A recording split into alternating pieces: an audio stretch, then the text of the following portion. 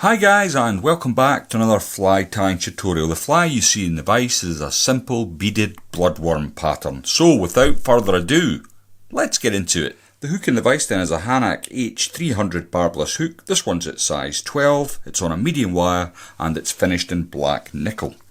Now the beads that you see on the hook, should I say, is a Gutermann seed bead. I'll just hold up the tub so you can get a good look at the code if you want to match it exactly, although I don't think it matters too much to the trout. Now first thing I'm going to do is move one of the seed beads back to the back end of the hook.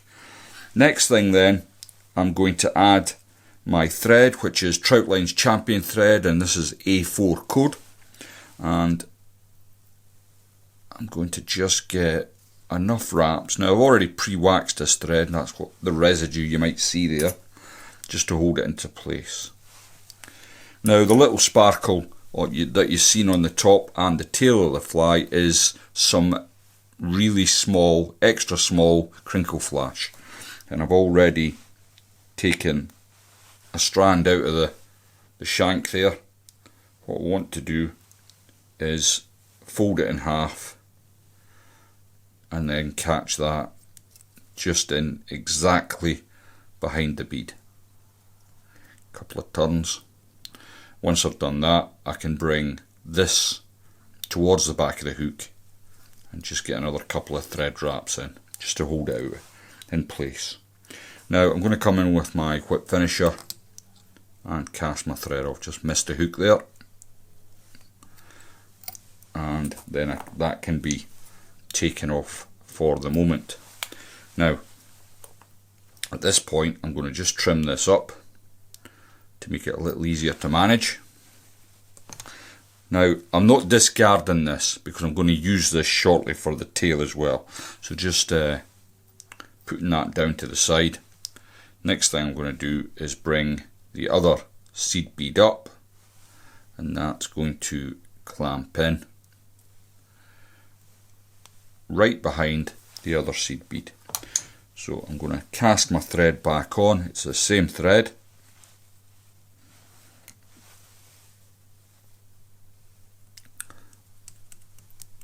And I want to get a fairly significant lump of thread in behind this Gutermann bead, just to hold it into place.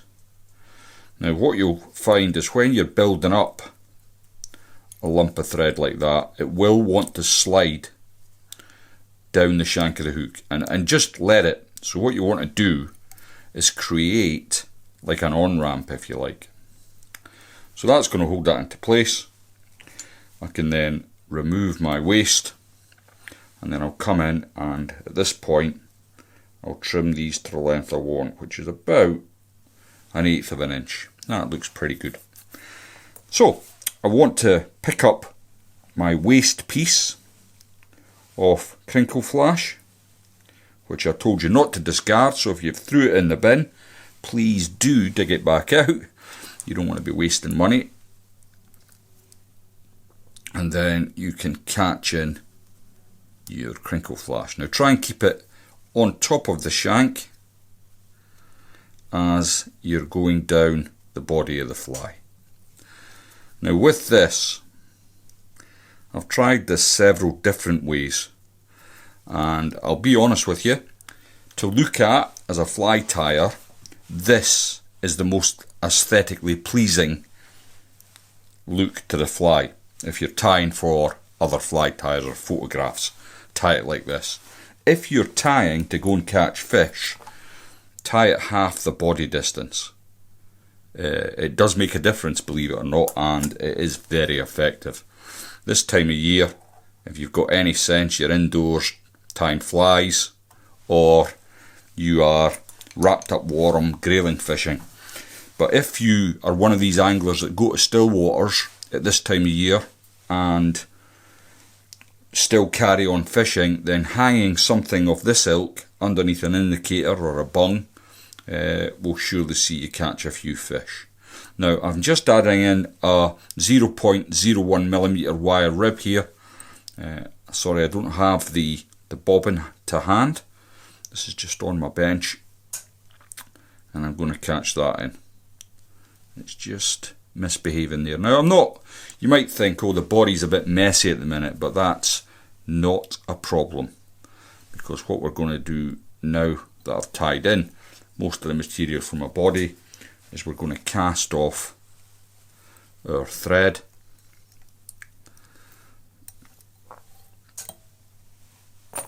And we'll just remove that. So it's coming along nicely now, and the next thing I want to do is I'm going to add a Glow Bright number 3 body. So I'm just going to catch that in behind the bead, and then I can start casting on. Now what I want with this fly really is a taper to the body. So I want it to be nice and thin at the bottom and tapering up as it gets towards the beads. So there we go, I've come all the way down to the bottom of the fly, and I'm now going to take care in building a nice taper to the body. And this is where the floss really excels. It's nice and thick, and you can quickly build a taper into your body. So I'll just keep going with that for a minute or two. Talk amongst yourselves while I just get it to where I want it.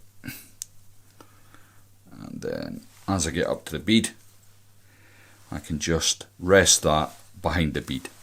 What I nearly did was whip finish there before I brought my rib up, and that would have been daft.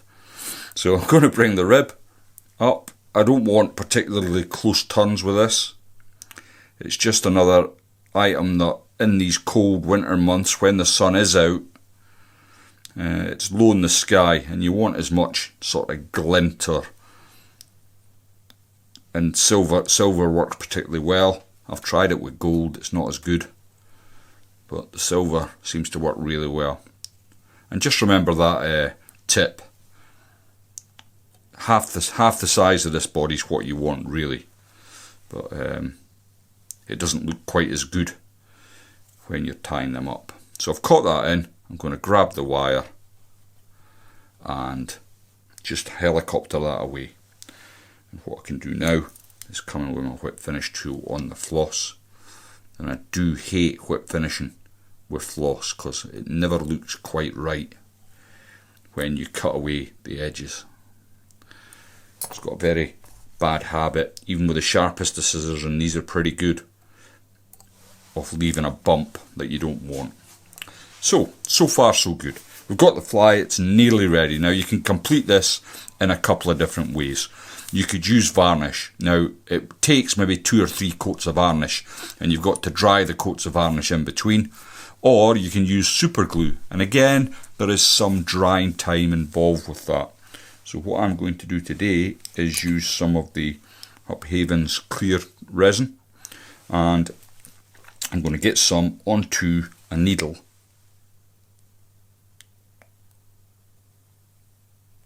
and carefully coat the body of my fly with resin.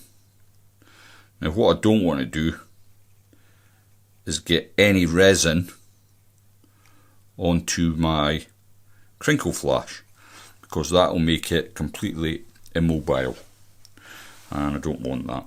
It's not going to give you a lot of movement, but it will give you a little bit, and what little there is I don't want to ruin. Now this time I'm going to come over both beads on the bottom of the fly. I'm just using the needle to push that resin around until it coats the whole body. Put the lid on so it doesn't go all over my fly tying bench, and we'll come in with a torch and cure that body up. Now it's an interesting little fly this.